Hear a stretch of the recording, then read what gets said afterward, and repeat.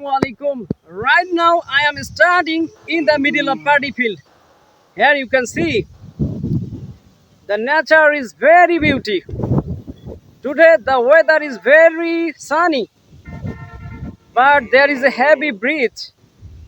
By the way, Eid is almost here. Have you gone your shopping? Some people cannot go shopping due to lack of money. We should all take care of them. The Prophet Muhammad sallallahu alaihi wasallam, peace be upon him, he said, "If you eat to fill while your neighbor goes through hungry, you are not believer." So, if you want to be a good Muslim, you should take care of your neighbor.